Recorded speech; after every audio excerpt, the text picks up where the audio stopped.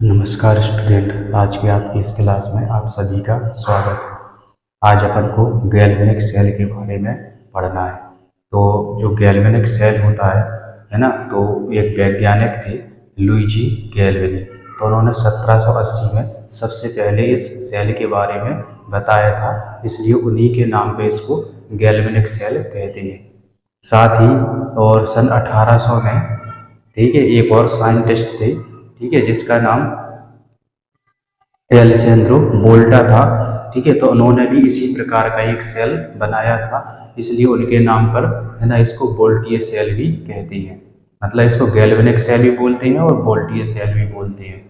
तो इसकी जो क्रिया विधि है वो अपन पढ़ चुके हैं, ठीक है ना, पहले की क्लास में, जो अपन ने 11वीं का, है ना, सिलेबस किया था 11वीं में। तो 11वीं में अपन ने इसको पढ़ लिया था। तो 11वीं का एक चैप्टर था ऑक्सीकरण अपचयन वाला, या रेडॉक्स अभिक्रिया है ना। तो ऑक्सीकरण संख्या वाला जो पार्ट था उसमें अपन ने इसको पढ़ लिया था। तो मैं इसकी जो लिंक है वो आपको यहाँ पे, है ना, जो डिस्क्रिप्शन होता है वहाँ पे भेज दूंगा, तो आप वहाँ से उसको देख सकते हैं, है ना, पूरा सेल के बारे में और जो क्रिया विधि है, और इसके अलावा जो लवण सेतु है चित्र के माध्यम से उसको पूरा समझाया हुआ है, तो आप वहाँ से देख सकते हैं। बाकी जो आगे जो सेल है तो उनके बारे में आज अपन, है ना, इसमें पढ़ेंगे। तो जो गैल्वेनिक सेल है, वो जितने भी सेल है वो सारे गैल्वेनिक सेल के अंतर्गत ही आते हैं। तो मेनली गैल्वेनिक सेल को दो प्रकार या दो भागों में बांटा गया है। एक को बोलते हैं प्राथमिक सेल और एक को बोलते हैं द्वितीयक सेल। तो ये भी जान लीजिए प्राथमिक सेल और द्वितीयक सेल होते क्या हैं। तो प्राथमिक सेल वो सेल होते हैं जिनको क्या है, एक बार ही केवल चार्ज किया जा सकता है और उसके बाद वो क्या है, बेकार हो जाते हैं। कहने का मतलब है कि उनको दोबारा चार्ज नहीं किया जा सकता है। जितना भी उसमें मटेरियल होता है ना, जो भी उसमें भरा रहता है, तो उसको एक बार, है ना, उसको अपन यूज करके उसको अलग कर देते हैं, है ना। तो इस प्रकार के जो सेल होते हैं आपके, वो आपके प्राथमिक सेल के अंतर्गत आते हैं, है ना। उदाहरण के तौर पे शुष्क सेल, ये जो शुष्क सेल है सामान्य तौर पर आप घड़ी में, ठीक है ना, ये जो रिमोट वगैरह होते हैं उसमें आप इसको इस्तेमाल करते हैं, ठीक है। तो ये क्या होती है, शुष्क सेल होते हैं और इनका केवल एक ही बार उपयोग होता है और उसके बाद ये बेकार हो जाते हैं, ठीक है। तो ये शुष्क सेल है और एक तरह का क्या है, ये प्राथमिक सेल होता है, ठीक है ना। ये कौन सा है, ये प्राथमिक सेल है आपका, प्राथमिक सेल, ठीक है। और जो गैल्वेनिक सेल है एक दूसरे प्रकार का सेल होता है जिसको अपन द्वितीयक सेल या सेकेंडरी सेल बोलते हैं। तो इस सेकेंडरी जो सेल होते हैं तो उसको अपन क्या है, चार्ज कर सकते हैं। यदि वो डिस्चार्ज हो जाते हैं तो अपन उसको चार्ज कर सकते हैं। और इस प्रकार के जो सेल होते हैं वो लेड संचायक सेल है, ठीक है। एक तरह की बैटरियां होती हैं ये, निकल कैडमियम संचायक सेल। तो इसमें अपन को संचायक सेल के बारे में पढ़ना है, जो कि सामान्य तौर पर इन्वर्टर वगैरह में, है ना, इसका उपयोग किया जाता है। इनको क्या है, अपन दोबारा चार्ज कर सकते हैं और इनका उपयोग कर सकते हैं, ठीक है। तो आज अपन सबसे पहले अपन शुष्क सेल के बारे में पढ़ेंगे, ठीक है। तो जो शुष्क सेल है इसका जो चित्र है कुछ इस तरीके का होता है, जो कि मैंने इसको पहले से ही इसमें बना के रखा हुआ है। तो इसमें एक पात्र होता है, ठीक है। तो इस पात्र में एक जो छड़ लगी होती है इसको बोलते हैं अपन ग्रेफाइट की छड़, ठीक है। ये क्या होती है, ये ग्रेफाइट की छड़ होती है जो कि क्या है, कैथोड का कार्य करती है, ठीक है। अब आपको ये समझ लीजिए कैथोड क्या होता है और एनोड क्या होता है। तो एनोड वो होता है जहाँ पे ऑक्सीकरण होता है, ठीक है ना। पदार्थ का क्या है, यहाँ पे ऑक्सीकरण होता है, वो क्या कहलाता है, एनोड कहलाता है, ठीक है। जिसपे भी क्या है ऑक्सीकरण हो, एनोड कहलाता है। जहाँ पे, है ना, अपचयन होता है वो कैथोड कहलाता है, ठीक है। तो सामान्य तौर पर, है ना, गलती क्या होती है कि अपन प्लस माइनस के द्वारा इसको डिनोट करते हैं कि कैथोड पे प्लस होगा, एनोड पे माइनस होगा। तो ऐसा बिल्कुल नहीं है। जहाँ पे ऑक्सीकरण होता है, ठीक है ना, तो वो एनोड कहलाता है, और जहाँ पे अपचयन होता है, रिडक्शन होता है, तो वो क्या कहलाता है, आपका कैथोड कहलाता है, ठीक है। तो इस तरीके से इसको अपन देखेंगे तो ज़्यादा बेटर रहेगा। यदि प्लस माइनस से रहेगी, ठीक है, तो चार्जिंग के समय, है ना, किसी पे प्लस किसी पे माइनस, और जब वो डिस्चार्ज हो जाता है, जब उसको अपन यूज करते हैं, ठीक है ना। जब उसको चार्ज डिस्चार्ज होता है, चार्ज कर दे तो अलग चिन्ह हो जाते हैं दोनों के, ठीक है। और जब मान के चलो उसको यूज कर रहे होते हैं तो अलग चिन्ह हो जाते हैं, ठीक है। क्योंकि क्या है, ऑक्सीकरण और अपचयन की जो कंडीशन है वो बदल जाती है, इसलिए क्या उनके चिन्ह भी बदल जाते हैं, ठीक है। लेकिन ये कंडीशन क्या है, हमेशा रहेगी, चाहे चार्ज रहो चाहे डिस्चार्ज हो, ठीक है। तो जहाँ पे ऑक्सीकरण होगा वो एनोड कहलाएगा, और जहाँ पे अपचयन होगा वो कैथोड कहलाएगा। तो इसमें एक ग्रेफाइट की छड़ होती है जो कि क्या है, कैथोड का कार्य करती है। इसके अलावा एक इसमें पात्र होता है जिंक का, ठीक है। ये जिंक पात्र होता है जो कि क्या है, ऑक्सीकरण यानी कि एनोड का कार्य करता है। इसके अलावा ये सील होती है ना, इसको बंद कर दिया जाता है यहाँ पे।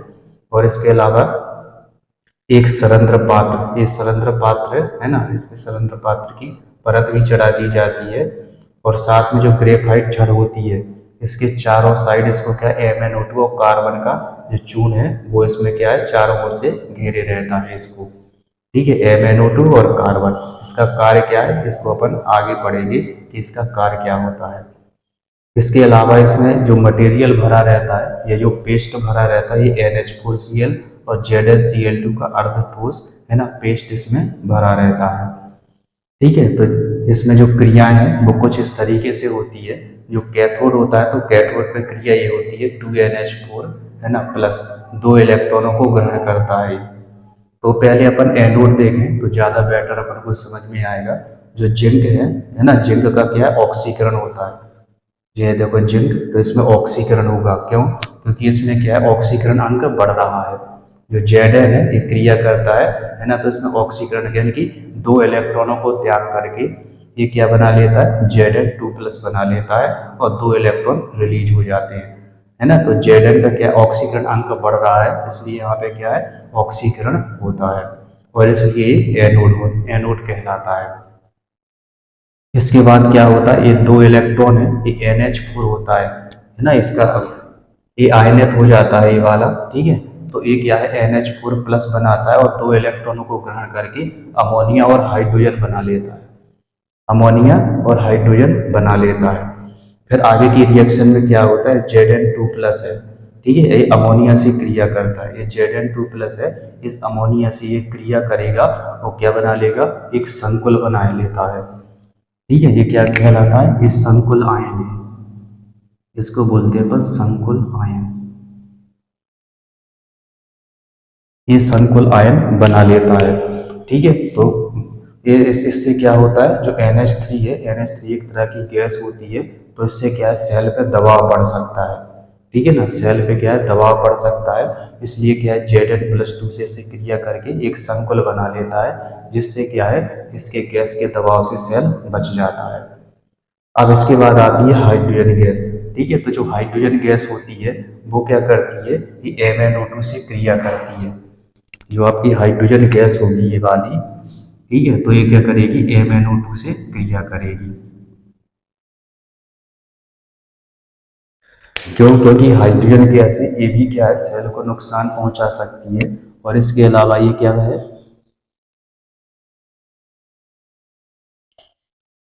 ये क्या है, ध्रुवण की क्रिया कर सकती है, ठीक है ना। क्या हो सकता है, ध्रुवण की क्रिया, है ना। जो H2 है एकत्र, यदि सेल में एकत्र हो जाए तो व्यवधान उत्पन्न होता है, और इसी व्यवधान को अपन ध्रुवण कहते हैं, ठीक है। ये क्या करता है, ध्रुवण की क्रिया कर सकती है, इसलिए इसमें क्या MnO2 का यहाँ पे चारों ओर से इसको MnO2 से घेर दिया जाता है, जिससे MnO2 से ये क्रिया करेगी हाइड्रोजन, तो ये बना लेती है Mn2O3 बना लेती है, Mn2O3 बना लेगी ये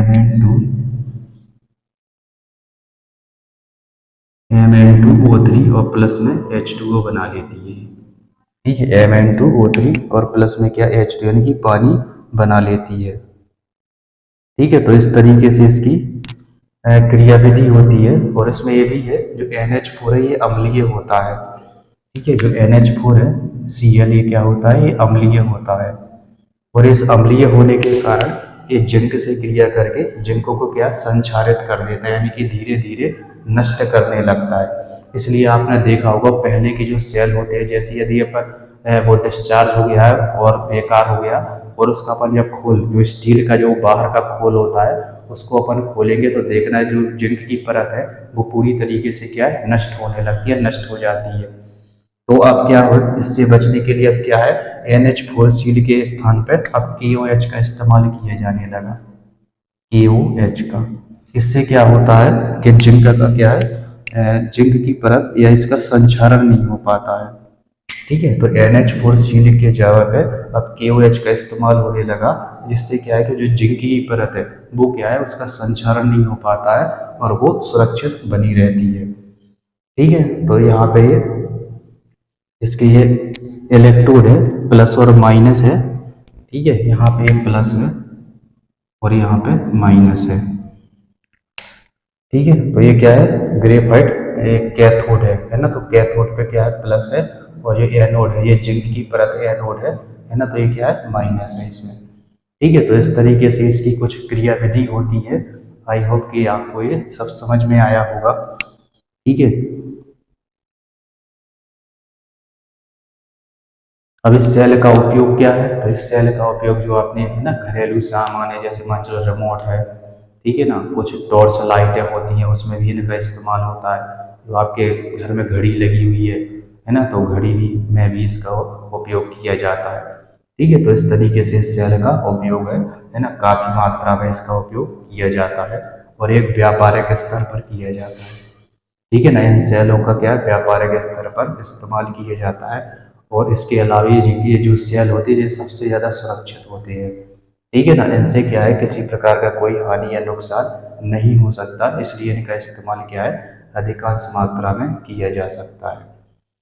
एक और शब्द आता है सेल और बैटरी। तो सेल और बैटरी में आपको कंफ्यूजन नहीं होना चाहिए कि सेल और बैटरी क्या होती है। तो यहाँ पे एक ही यूनिट है, यानी कि एक ही पार्ट इसमें लगा हुआ है, तो क्या है सेल है। जब इन्हीं सेलों को या दो से अधिक सेलों को श्रेणी क्रम में जोड़ दिया जाए तो वो क्या है बैटरी बन जाती है।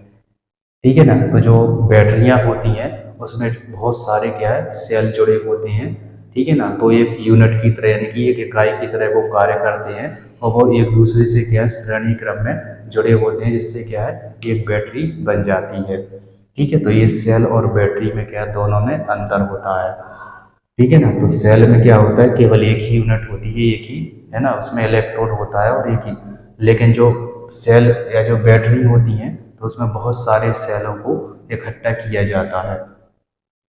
तो आई होप कि आपको ये चीज़ समझ में आई होगी।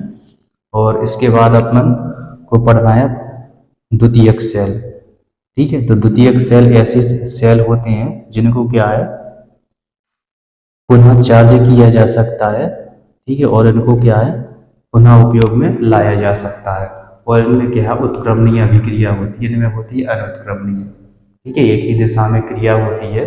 अब इसकी क्या है विपरीत क्रिया नहीं हो पाती क्योंकि ये चार्ज नहीं हो पाती। लेकिन जो द्वितीयक सेल होते हैं उनको अपन चार्ज कर सकते हैं। ठीक है, तो इसमें अपन को लेड संचायक सेल के बारे में पढ़ना है। ठीक है, तो इस सेल के बारे में अपन पिछली क्लास में अगली क्लास में पढ़ेंगे। ठीक है, तो आज की क्लास में बस इतना ही। आई होप कि आपको ये जो शुष्क सेल की जो क्रिया विधि है ये आपको अच्छे से समझ में आई होगी। और इसके बाद जो द्वितीयक सेल है जिसमें अपन को लेड संचायक सेल के बारे में पढ़ना है, तो उसको अपन अगली क्लास में पढ़ेंगे। तो आज की क्लास में बस इतना ही। आप इसी प्रकार से हंसते रहिए, खेलते रहिए, मुस्कुराते रहिए, पढ़ते। वीडियो अच्छा लगे तो अपने दोस्तों के साथ जरूर शेयर कीजिए। और जो आपको रेडियल सेल है या जो गैल्वेनिक सेल है उसकी क्रिया विधि आपको मैं आपको डिस्क्रिप्शन बॉक्स में उसमें लिंक दे दूंगा, तो आप वहाँ से इसको पढ़ लेना, देख लेना। ठीक है, नमस्कार।